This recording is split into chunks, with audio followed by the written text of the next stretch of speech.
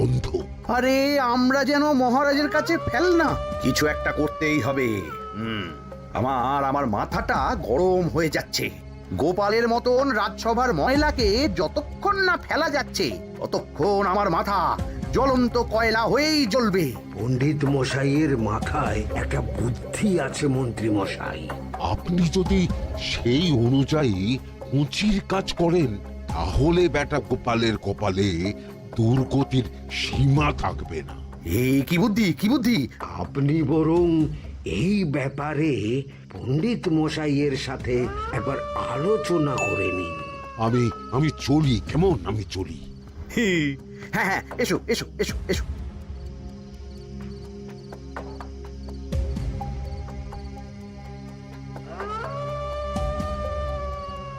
আরে ওই তো আমার বাঁ হাত ঘটা আসছে, ব্যাটাকে দিয়ে একটা কাজ করাতে হবে। এ কি মন্ত্রী মশাই, আপনি এখানে দাঁড়িয়ে কি করছেন? এই একটা গুরুত্বপূর্ণ ব্যাপারে কথা বলছিলাম। একটা একটা কাজ করতে পারবি? কি কাজ করতে হবে বলুন মন্ত্রী মশাই। আমাকে একটু ঠান্ডা জল, পাতিলেবু আর পুদিনার পাতা দিয়ে শরবত বানিয়ে খাওয়াতে পারবি? সেসব আমার ঘরে ব্যবস্থা করাই আছে। চলুন চলুন আমার সাথে চলুন। হ্যাঁ হ্যাঁ, চল চল চল চল চল।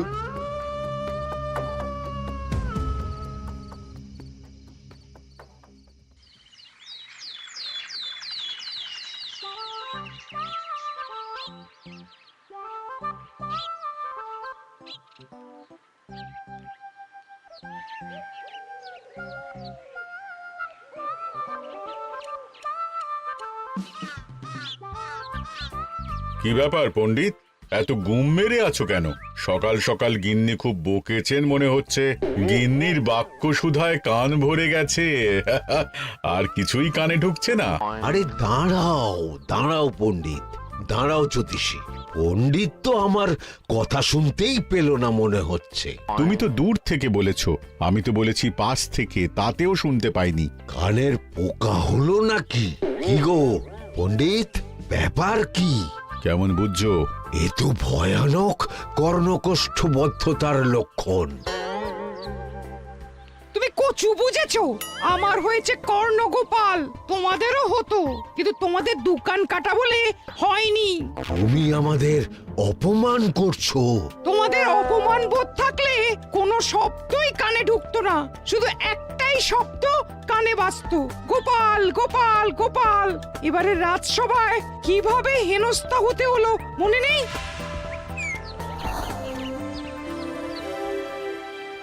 মহারাজ, একটা ভিক্ষা আছে। ভিক্ষার জন্য কৃষ্ণনগরের রাস্তাই সবচেয়ে উপযুক্ত জায়গা গোপাল, তুমি বরং সেখানেই যাও। মন্ত্রী, মন্ত্রী মশাই ঠিকই বলেছেন মহারাজ।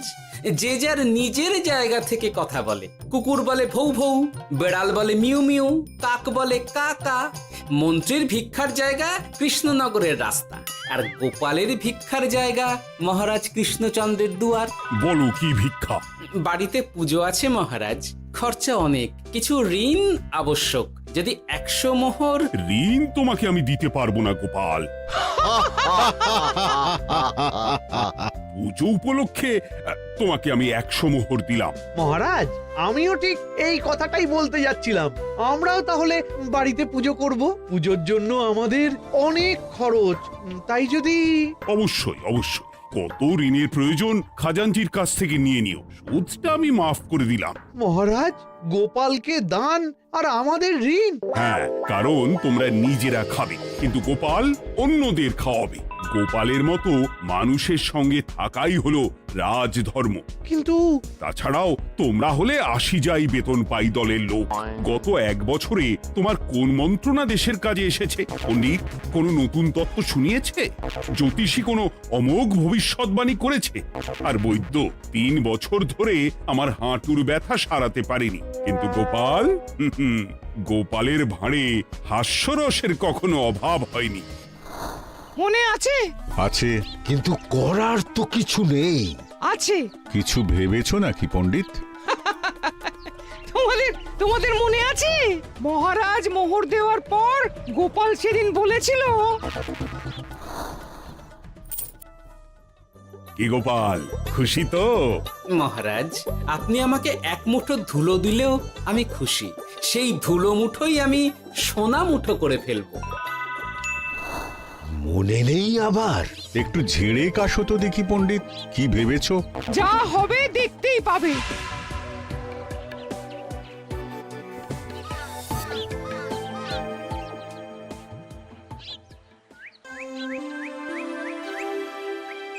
মহারাজের জয় হোক, মহারাজের জয় হোক। ওরে বাবা, এই যে সকাল সকাল চান করে ঠান্ডা লেগে গেল মনে হচ্ছে। মহারাজ, ওই কবি গান উপলক্ষে গত মাসটা আমি কৃষ্ণনগরের কোণে কোণে ঘুরে বেরিয়েছি। প্রজাদের মধ্যে একটা অসন্তোষ আমি লক্ষ্য করেছি মহারাজ। অসন্তোষ? আমি তো জানতাম আমার শাসনে প্রজারা সুখে আছে। সুখে তারা ভাসছে মহারাজ, কিন্তু একটাই অসুখ, তারা মহারাজের দর্শন পায় না। তারা মহারাজের পদধূলির জন্য আকুল হয়ে আছে, মহারাজের দর্শন পাওয়ার জন্য চাতকের মতো অপেক্ষা করছে। চিত্রকরকে দিয়ে চিত্র অঙ্কন করিয়ে বিলি করে দিলেই হলো।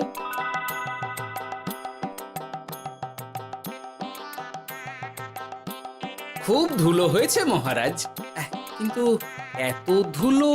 কালকের ঝড়ে ঢুকেছে। ঝাড়ুদার,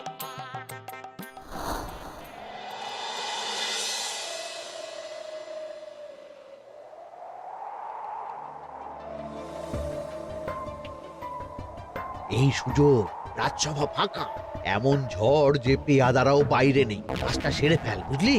কিরে, কাজটা কর।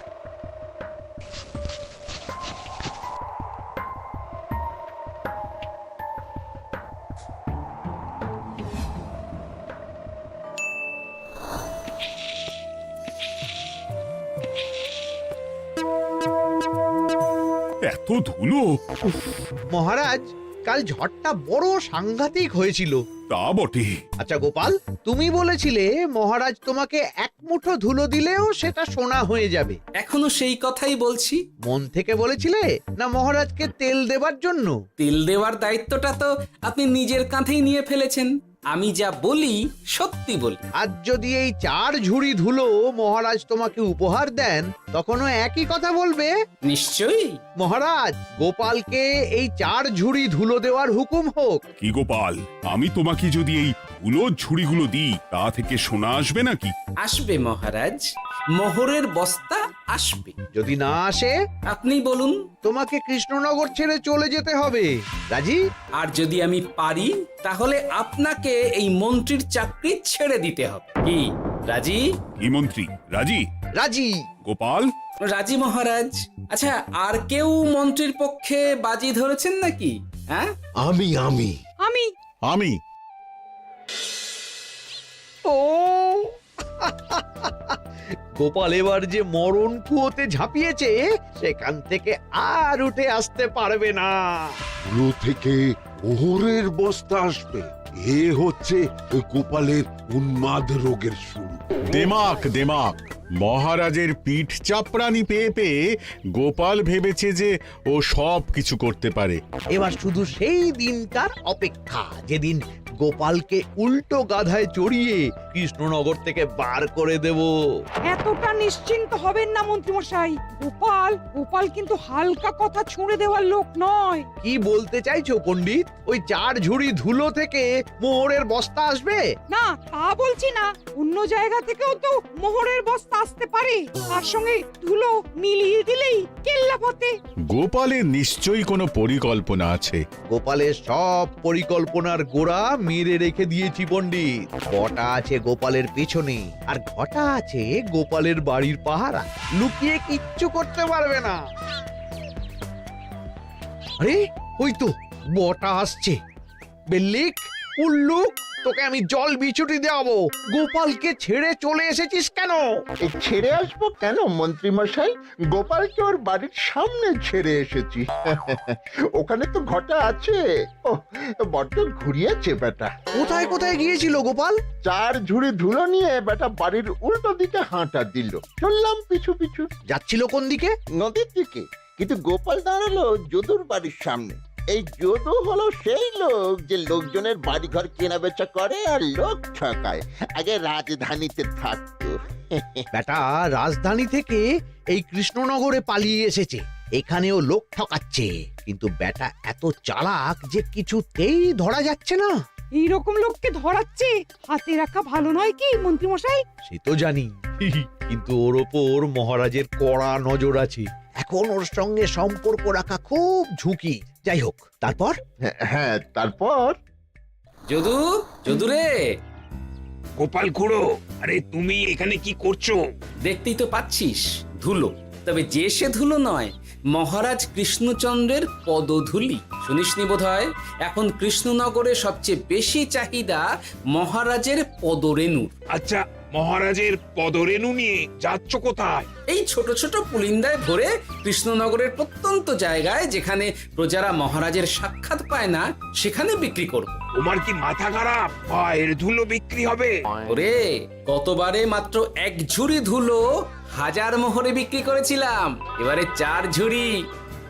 শোনো, তুমি আবার ঘুরে ঘুরে বিক্রি করবে কেন? তোমাকে আমি বরং 10 মোহর দিয়ে দিচ্ছি, তুমি আমাকে এগুলো দিয়ে দাও, আর বিক্রি করে যা হবে তোমাকে এই 40 ভাগ দিয়ে দেবো।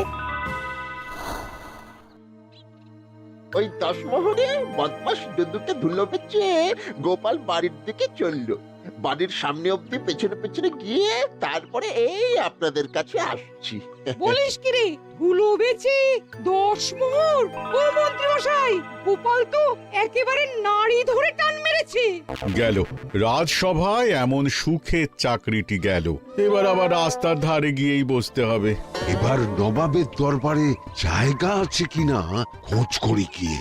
তাত্তেরি 10 মোহর আর 1 বস্তা মোহরের মাঝখানে অনেক রাস্তা, সেই রাস্তায় আমি লোক বসিয়ে রাখবো। আরে আরে, ওই তো তোমার ঘটা আসছে। এই তুই গোপালের ঘরের পাহারা ছেড়ে এলি কেন? গোপাল নেই নেই নেই নেই নেই নেই।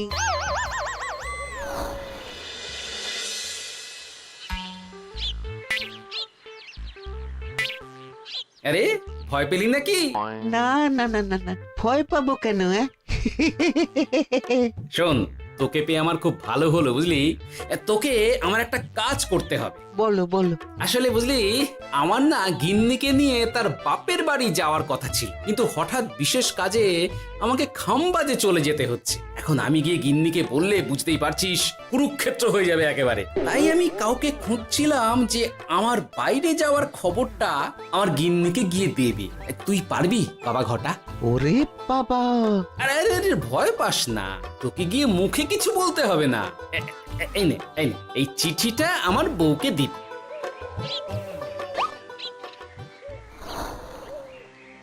কৃষ্ণনগর ছেড়ে চুপি চুপি চলে যাচ্ছি, চালাকিটা দেখেছেন? ওসব চালাকি আমি তুড়ি মেরে উড়িয়ে দেব। কি করবেন? চারিদিকে আমি অশ্বারোহী গুপ্তচর পাঠাচ্ছি, গোপালকে কোনো চালাকি করতে দেব না।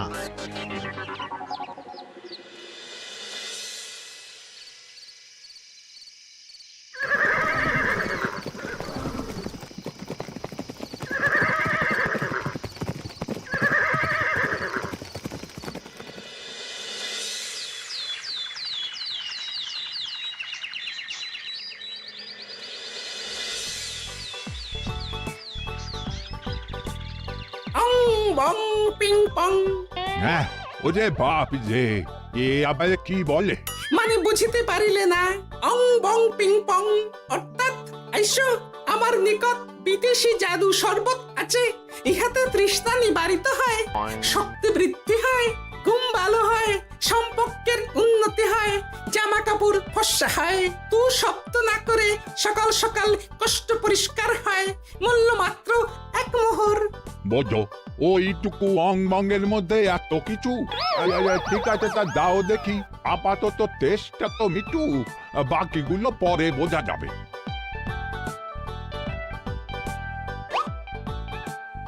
আহা, বড় ভালো খেতে তো।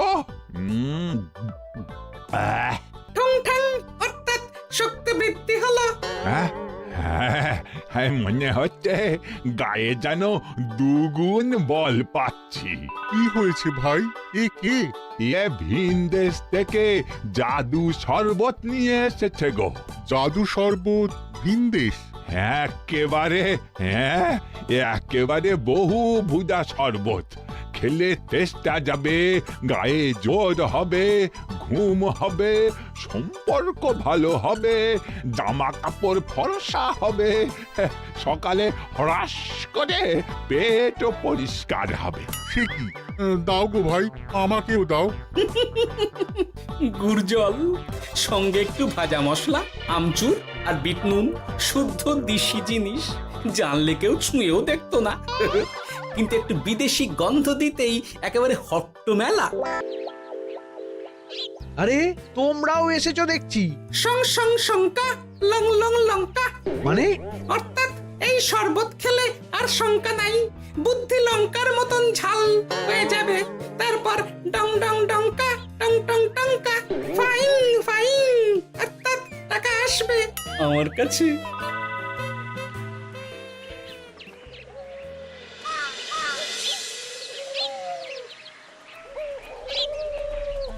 ঝপ ঝপ ছপাং, ভট ভট ফটাং। অর্থাৎ উহাকে দৌড়িয়েছো কেন? বেটা জোচ্চোর অনেককে ঠকিয়েছে। অনেক দিন থেকে তককে তককে ছিলাম। এবার এই ধুলো নিয়ে মহারাজের পায়ের ধুলো বলে বিক্রি করছিল। একটা বেনামি চিঠিতে খবর পেয়ে বেটাকে ধরেছি। ব্যাং ব্যাং বিগ ব্যাং। অর্থাৎ বাহ বাহ বাহ বাহ। বেনামি চিঠিটা আমি দিয়েছিলাম বাবু। বাবা যদু, তুমি সেই রাজধানী থেকে কৃষ্ণনগর অবধি মানুষকে অনেক খোল খাইয়েছো। তুমি এতদিন ঘুঘু দেখে এসেছিলে বাবা, এবার গোপাল নামক ফাঁদটা দেখলে। কতবার বলবো এইসব ধুলো আমি গোপালের কাছ থেকে কিনেছি। যা বলার ওই বিচারের সময় মহারাজকে বলবি। চল চল চল চল চল।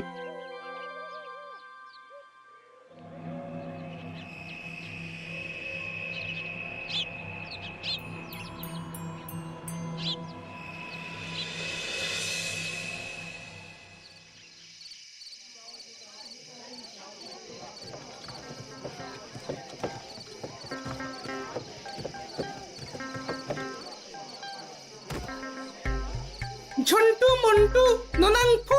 নাও ঠেলা। এ সাহেব বলে কি ফু দিয়ে দিতে হবে? কি বলছো সাহেব? বুঝতে পারছি না, কোথায় ফু দেব? ঝন্টু মন্টু ননাংফু। অর্থাৎ লবণ আছে? আছে আছে সাহেব আছে। কত লাগবে? ভান্ড ভরি আন্ডাকারি। অর্থাৎ যা আছে সব।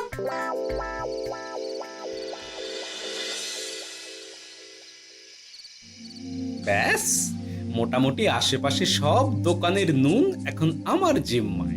এবার আসল মজা শুরু হবে।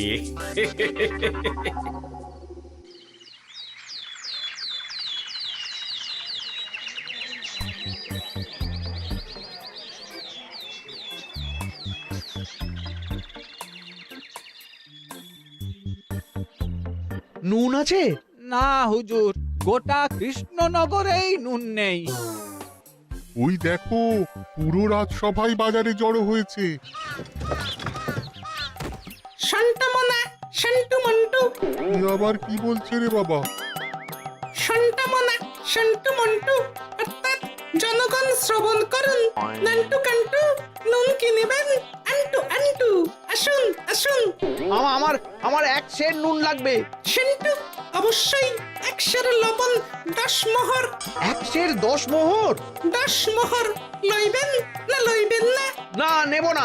উত্তম উত্তম, গান্ডা পিণ্ডে ঢিসুম ঢিসুম। অর্থাৎ তাহা হইলে নুনের বদলে গৃহিণীর প্রহার ভক্ষণ করুন।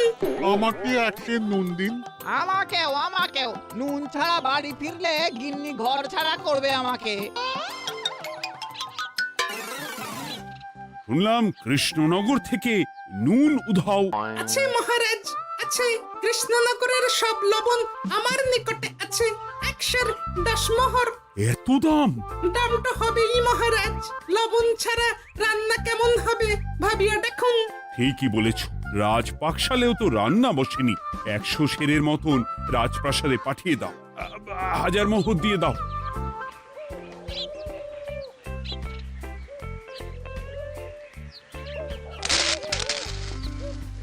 ব্যাস 1 বস্তা মোহর হয়ে গেছে। গোপাল? হ্যাঁ মহারাজ, গোপাল, যে 4 ঝুড়ি ধুলো থেকে 1 বস্তা মোহর রোজগার করেছে। ইয়া বাত! চলো রাজসভায়, পুরো গল্পটা শুনতে হবে। সকলেই এসো তাহলে রাজসভায়। কিন্তু মহারাজ, যারা বাজি হারলো তাদের তো চাকরি গেছে, তো তারা রাজসভায় যাবে কি করে? ঠিক ঠিক ঠিক বলেছ। আর যারা বাজি হারলো তারা বাদ, বাকিরা চল। এই সেরেছে, গোপাল তো আবার বাজি মেরে দিল। ও মহারাজ, আমাদের দেখুন। ও মহারাজ, আমাদের দেখুন। ও মহারাজ।